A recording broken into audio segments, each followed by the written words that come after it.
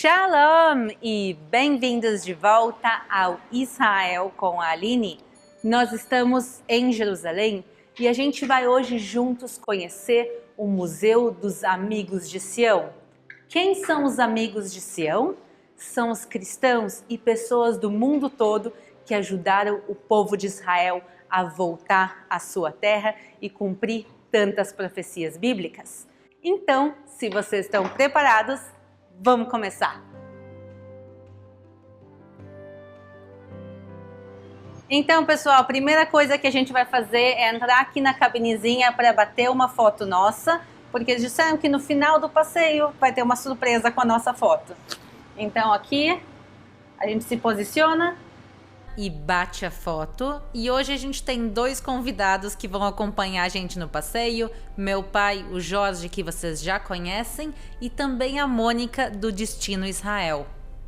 E foto batida, aprovada. E agora vamos entrar para ver como é que é o museu mesmo.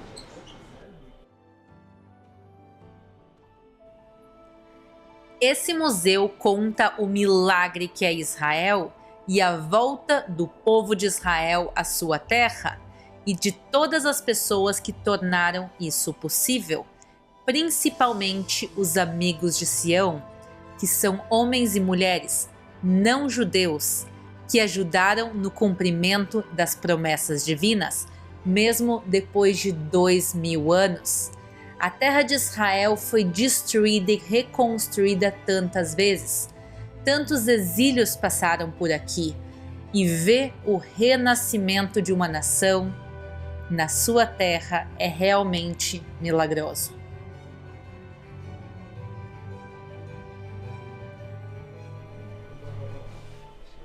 Então a gente vai entrar agora juntos no elevador do tempo. Uau!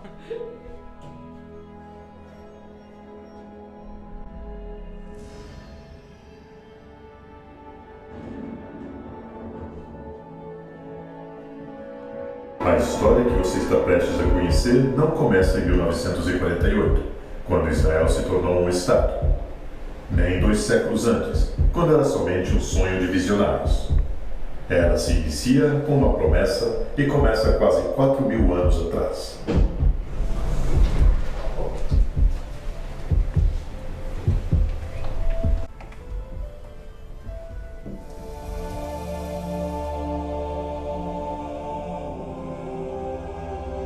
Os antigos textos hebraicos dizem que os olhos do Senhor correm para lá e para cá por toda a terra, para mostrar-se forte em nome daqueles cujo coração é totalmente leal a Ele. Ele parece ter encontrado um homem assim nos desertos do Canaã. Seu nome era Abrão, filho de Tera, de Ur dos Caldeus. De acordo com os escritos antigos, um dia Deus apareceu a Abrão e falou as palavras que dariam origem à nação de Israel. E abençoarei os que te abençoarem, e amaldiçoarei os que te amaldiçoarem, e em ti serão benditas todas as nações da terra. Não serás mais chamado Abrão, teu nome será Abraão, porque eu o constituí pai de muitas nações. Em total fé, Abraão disse: Hinene, eis-me aqui, ao chamado de Deus. E as gerações de Abraão a seguir iriam crescer para ser uma grande nação, os filhos de Israel, o povo da promessa. Antes que a promessa fosse realizada, Israel sofreria 400 anos de brutal escravidão no Egito. Mas no meio do seu sofrimento, um menino hebreu chamado Moisés, exilado nas montanhas de Midian, um dia teve uma visão de Deus em uma sarça ardente. Em seu próprio momento, Hinene, eis-me aqui, Moisés aceitou o chamado para tirar o seu povo da escravidão.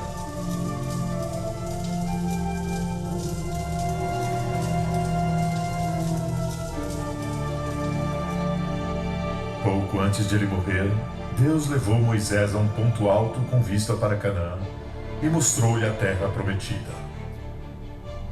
Embora Moisés não tenha entrado nunca na terra, os filhos de Israel estavam prestes a ver a promessa feita a Abraão ser cumprida.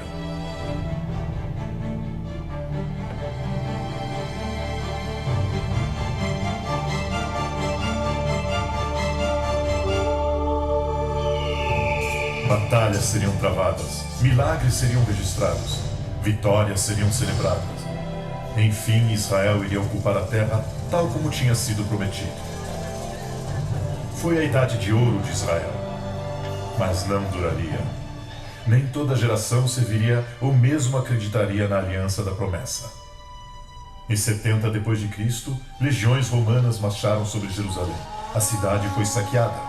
O grande templo foi queimado até o chão. 1 milhão de judeus foram massacrados. A maioria dos restantes foram levados para o cativeiro. O reino de Israel não existia mais. A promessa parecia ter acabado. Será que sim?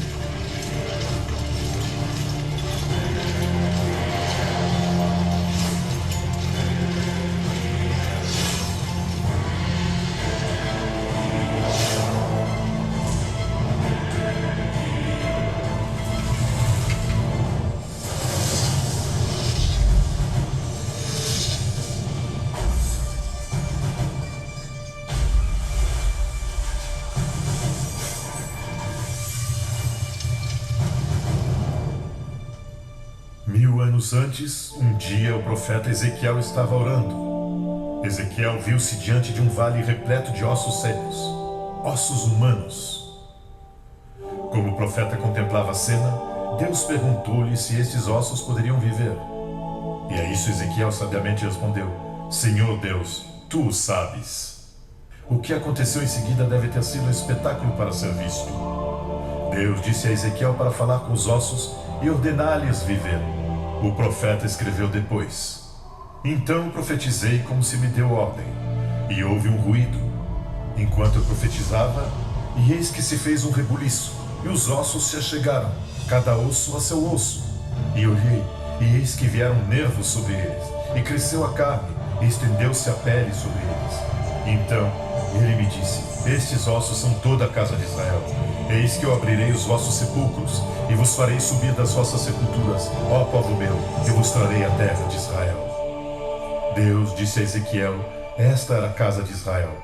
Assim como estes ossos secos e mortos foram restaurados para a vida, assim Israel será restaurado. À medida que a nação de Israel se estabeleceu no exílio entre as nações, a oração continuou ano após ano ao redor do mundo. No próximo ano em Jerusalém. Mas à medida que os anos se tornaram décadas, depois séculos, para muitos a promessa parecia cada vez mais um sonho distante do passado. Não mais. Os judeus encontraram outros que também acreditavam nas antigas profecias e que ofereceram sua ajuda para vê-la cumprida, em sua própria maneira. Como os patriarcas antigos, quando chegou a sua vez, também eles diriam: Eis-me aqui, a promessa e ao povo da terra de Israel. Eles seriam chamados cristãos sionistas. Aqui a gente começa a conhecer alguns exemplos de amigos de Sião, pessoas do mundo todo. E uma coisa que eu gosto aqui no museu é que o museu está em 16 diferentes idiomas. Isso inclui o português, como vocês viram. O passeio é 1 hora, mas eu quero mostrar para vocês agora um pouquinho mais dele. Então, pessoal, vamos seguir para a próxima sala juntos e descobrir o que tem aqui. Ele explicou pra gente agora que essa sala é a sala dos visionários. Então, a gente pode tocar neles literalmente, venham comigo. E a gente pode escolher aqui personagens, por exemplo, Theodor Herzl. E a gente toca nele e assim a gente vai conhecer um pouco mais quem é essa pessoa e por que ele é tão importante para o futuro Estado de Israel e a volta dos judeus à sua terra.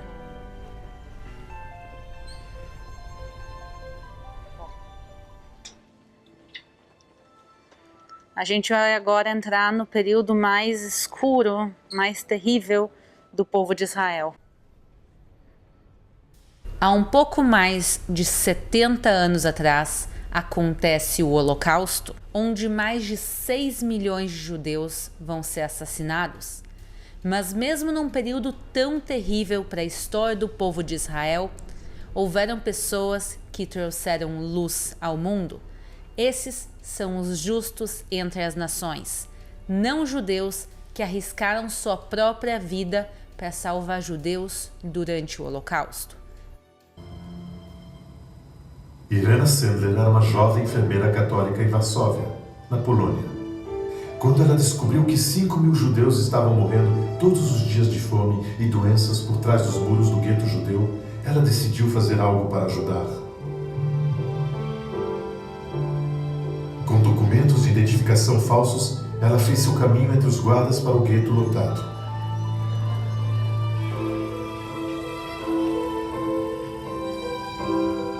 Irena se dirigiu às mães. Ela disse-lhes que se os filhos ficassem onde estavam, eles morreriam. Com dor angustiante, essas mães de Israel disseram adeus a seus meninos e meninas e bebês de colo, sabendo em seus corações que provavelmente nunca iriam vê-los novamente, e a maioria delas nunca viu. Irena usou carrinhos, caixões, o fundo falso de caixas de ferramentas e a parte traseira de uma ambulância para contrabandear as crianças para um lugar seguro. Ela os colocou em lares cristãos, em igrejas, conventos e orfanatos católicos, onde quer que ficassem seguros até depois da guerra. Irena Sendler resgatou 2.500 crianças das garras da morte. Ela disse: cada criança salva com a minha ajuda é a justificativa da minha existência nessa terra, não um título de glória. Com a máquina de guerra de Hitler engolindo a Europa, milhares de judeus surgiram da parte oriental. Na Lituânia, centenas cercavam o consulado japonês a cada dia, esperando vistos que pudessem permitir-lhes escapar dos nazistas. O funcionário público fiel, cônsul-geral Shuni Sugihara, sabia que Tóquio não tinha nada a ver com esses judeus, mas como cristão, ele também sabia qual a coisa certa a fazer. Sugihara telegrafou a Tóquio 3 vezes para obter instruções. Quando a resposta finalmente veio, ele foi ordenado a recusar qualquer um que já não possuísse um visto para outro país. Mas Sugihara sabia que nenhuma das pessoas às portas do consulado tinha para onde ir e nenhum país iria aceitá-los. E assim, ele tomou uma decisão corajosa.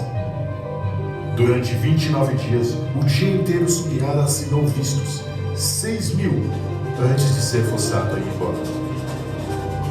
Mesmo no trem, ele fez o que podia, distribuindo visos em branco o mais rápido que podia, em uma tentativa desesperada para ajudar apenas mais um que ficasse vivo, porque este tranquilo e digno japonês se atreveu a seguir seu coração, independente do custo para si mesmo.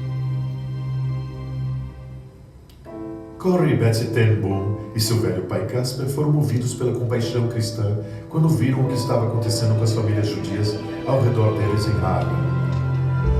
Mas o que poderiam 2 mulheres solteiras e um homem idoso fazer? A resposta veio bater à sua porta. Era um vizinho judeu desesperado para encontrar algum lugar para se esconder.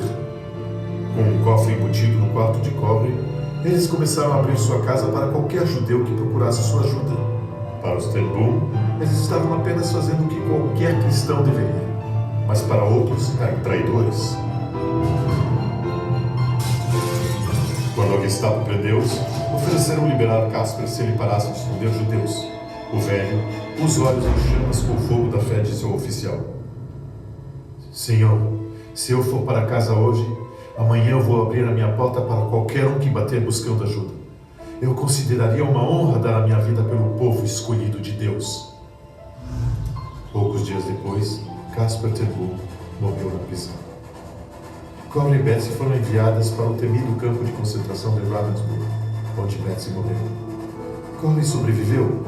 Ela passou o resto da sua vida contando sua história sobre o amor triunfando sobre o ódio em um mundo de trevas.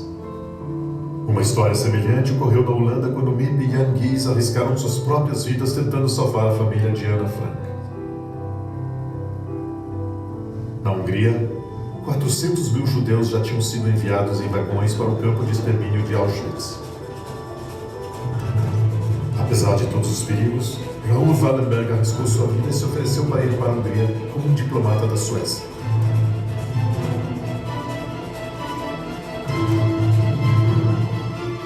No auge do inverno, Wallenberg se juntou aos milhares de prisioneiros judeus nas marchas da morte para Auschwitz, tentando salvar quem fosse possível. Ele abrigou dezenas de milhares de judeus em edifícios que comprou como propriedade diplomática sueca. Os nazistas não podiam tocá-los. Eles estavam em solo soberano sueco. Ou assim, ele convenceu os nazistas. Um dia, ele pulou em um trem para Auschwitz, distribuindo tantos passaportes como as mãos que pudessem agarrá-los. E então exigiu que os guardas nazistas liberassem seus cidadãos. Ele até convenceu os alemães a não explodir o gueto de Budapeste e assassinar milhares de inocentes que ainda estavam presos lá dentro.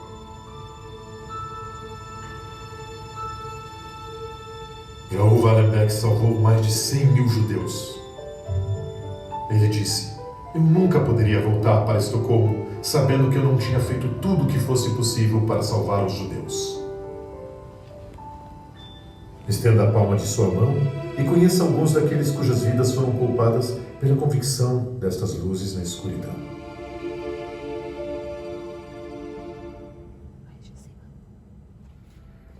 תודה רבה. A gente tem aqui óculos 3D.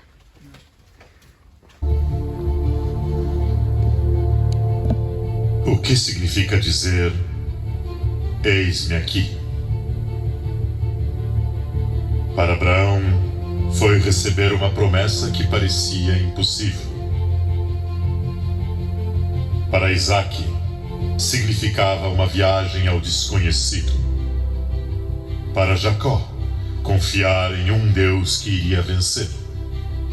Para Moisés, uma chamada para identificar-se com escravos, tornando-se sua voz de liberdade. David, diante de um gigante, saber quem estava do seu lado. Para Salomão, construir um templo para Deus. Para Ezequiel, entender que o que parece ser não controla o que pode ser. Para os sonhadores, uma chamada para acreditar em antigas profecias. Uma chamada para servir. E o que dizer dos visionários? Edward Robinson, sétimo conde de Shaftesbury, Lawrence, Ellis, Horatio Iannas, William N., Josiah Webb, Arthur James Moffat, Walter Lauder, Winston Churchill, Woodrow Wilson, Rainha Vitória. A cada um foi dada uma oportunidade, um momento de decisão. Eles disseram sim. Para muitos, a escolha veio com um preço alto.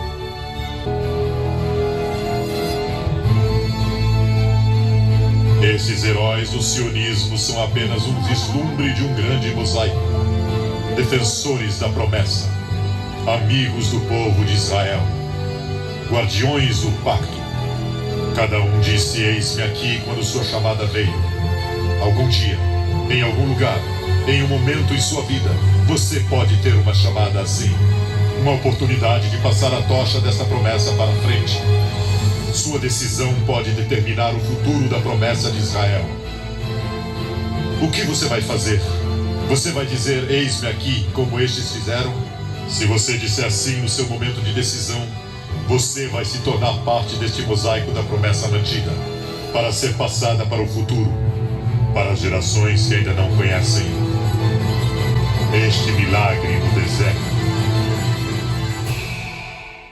Estamos terminando o passeio, a gente termina aqui na cafeteria e olha que legal, eles nos deram aqui de presentinho, então tem as nossas fotos. Espero que vocês tenham gostado de conhecer um pouco do Museu dos Amigos de Sião. Não esqueçam de se inscrever no canal para mais vídeos. Um grande beijo e a gente se vê na próxima.